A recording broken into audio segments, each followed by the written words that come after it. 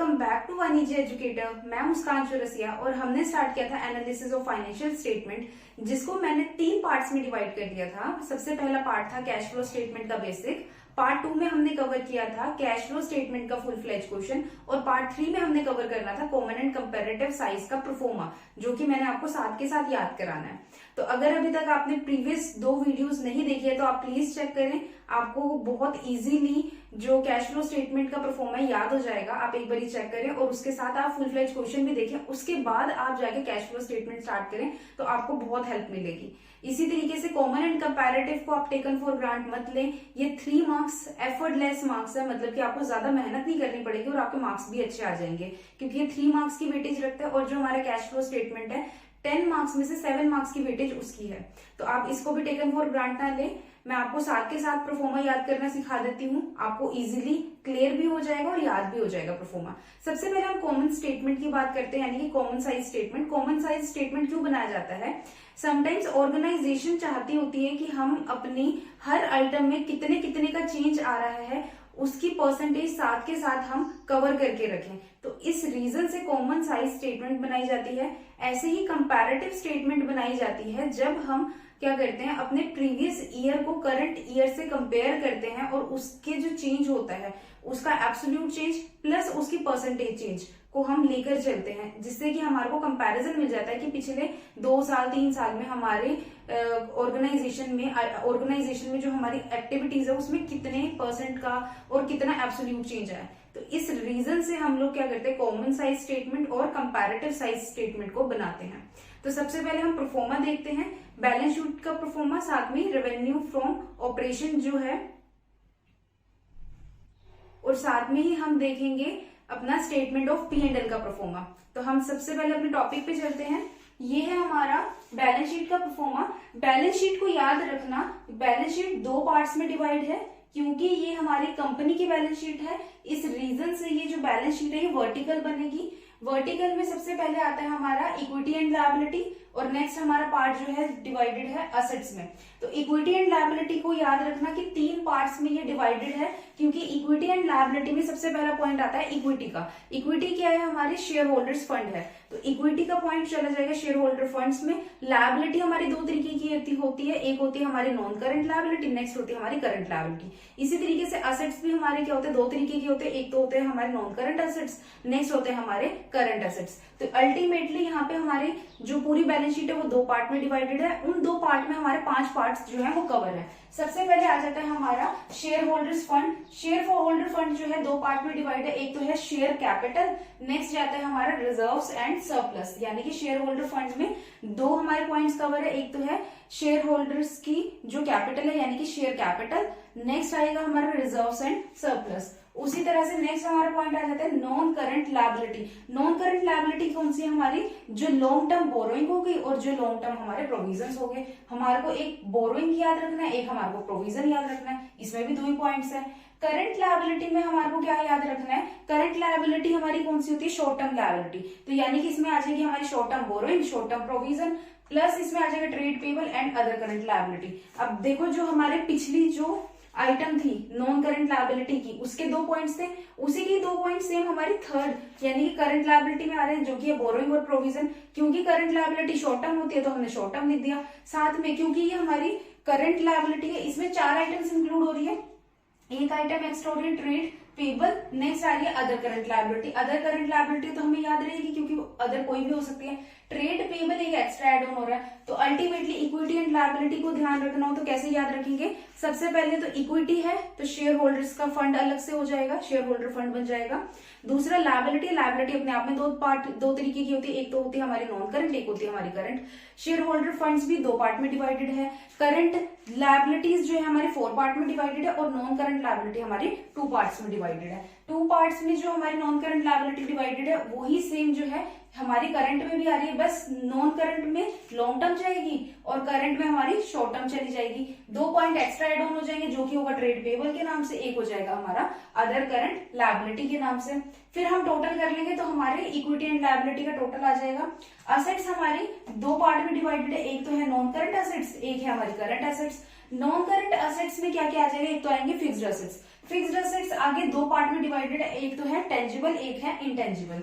Next आती है non current investment. अगर हमने असेट खड़ी करें, या तो हमारे पास क्या होगा, या तो हमारे फिक्स्ड असेट्स खड़े होंगे या फिर हमारी इन्वेस्टमेंट खड़ी होगी, तो यहाँ पे नॉन करंट इन्वेस्टमेंट आ जाएगी। इसी तरीके से समटाइम्स क्या होते हैं कि हमारी जो हमारी कंपनी होती है वो लोगों को लोन प्रोवाइड कर देती है, यानी कि किसी को पैसों की जरूरत हो तो वो लोन और एडवांसेस औरों को दे देते हैं, तो long term loan and advances भी क्या हो जाएगा, हमारा नॉन करंट असेट्स में चला जाएगा।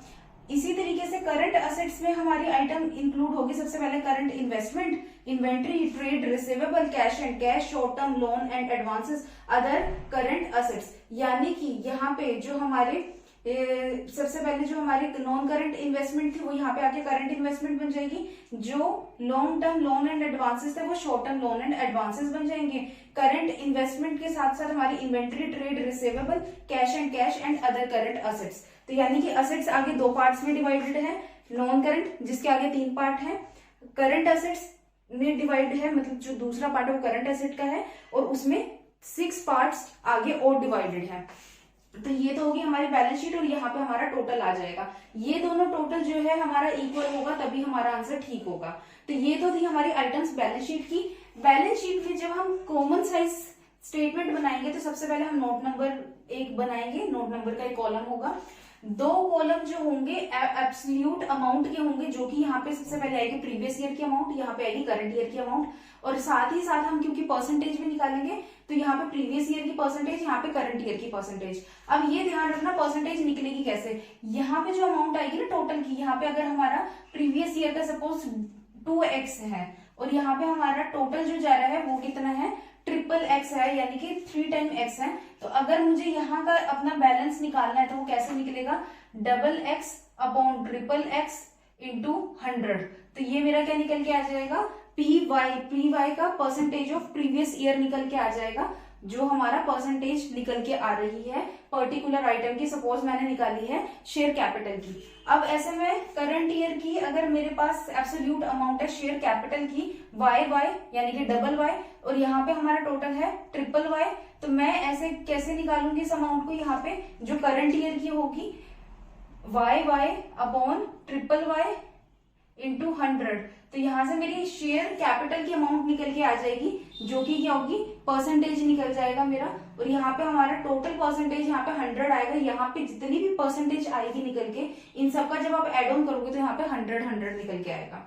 इसी तरीके से ये सारी की सारी जितनी भी आइटम्स आपको गिवन होगी क्वेश्चन में, वो सारी की सारी आइटम्स का जो परसेंटेज है वो इसी तरीके से निकलेगा।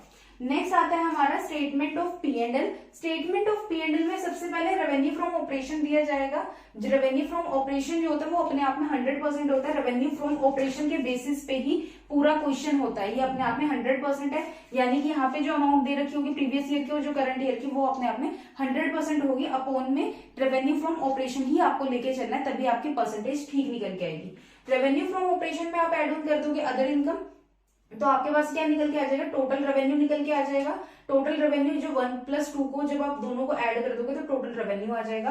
4th पॉइंट हमारा क्या है, एक्सपेंसेस को लेस कर दोगे। एक्सपेंसेस हमारे कौन कौन से हैं, cost of material consumed, purchase of stock in trade, change in inventory. Inventory यहाँ पे 3 तरीके की ली गई है, raw material, work in progress और finished goods. Employ benefit expenses, finance cost, depreciation and amortisation expenses and other expenses. ये सारे के सारे एक्सपेंसेस को आप ऐड ऑन करोगे पहले, फिर उसके बाद डायरेक्टली आप 3rd पॉइंट यानी कि टोटल रेवेन्यू में से जब आप लेस करोगे तो आपके पास क्या आ जाएगा, प्रॉफिट बिफोर टैक्स आ जाएगा। जब आपने इन सबका टोटल किया तो टोटल एक्सपेंस आ गया। ये टोटल एक्सपेंस को टोटल रेवेन्यू में से डिडक्ट किया तो आपके पास क्या आ गया, प्रॉफिट बिफोर टैक्स निकल के आ गया। फिर उसमें से आप जब टैक्स डिडक्ट कर दोगे तो आपके पास क्या आ जाएगा, प्रॉफिट आफ्टर टैक्स। ये तो थी आपकी सारी की सारी एब्सोल्यूट अमाउंट निकालने का तरीका।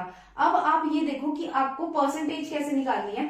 अगर मुझे अदर इनकम निकालनी है, अदर इनकम की परसेंटेज, तो other income upon revenue from operation into 100। तो जो आपके पास परसेंटेज निकल के आएगी वो परसेंटेज आपके प्रीवियस ईयर की होगी, और यहाँ पे जो आपके पास रेवेन्यू फ्रॉम ऑपरेशन होगा उसके बेसिस पे सारा आपको ये करना है।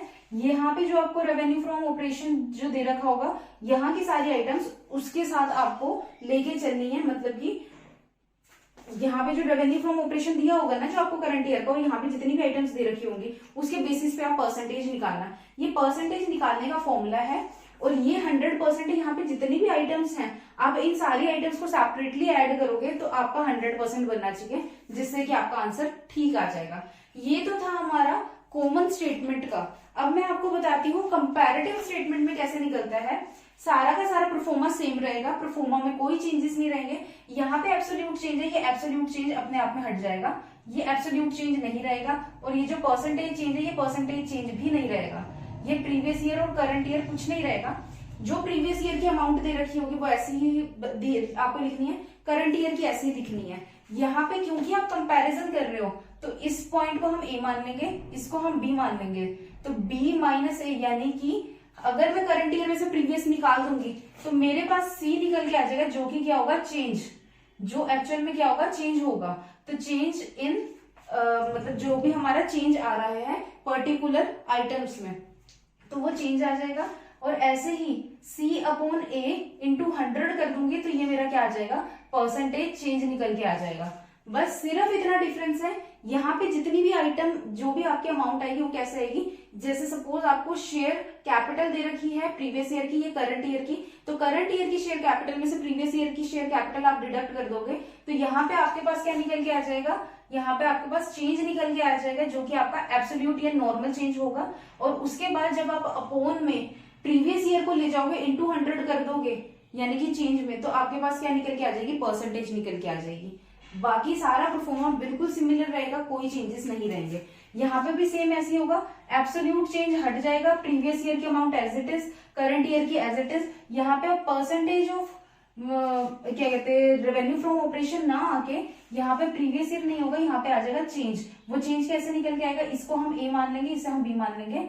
B minus A is equal to C, तो हमारा क्या निकल के आ जाएगा, चेंज निकल के आ जाएगा। और यहाँ पे परसेंटेज चेंज हमारे को निकालना है, तो परसेंटेज चेंज कैसे निकल के आएगा, सी अपॉन ए इंटू 100, यानी कि जो हमारे पास यहाँ पे चेंज निकल के आएगा अपॉन, अगर हम साथ के साथ प्रीवियस ईयर की अमाउंट से करते चले जाएंगे इंटू 100, तो हमारा क्या होगा, आंसर साथ के साथ परसेंटेज निकल के आ जाएगी।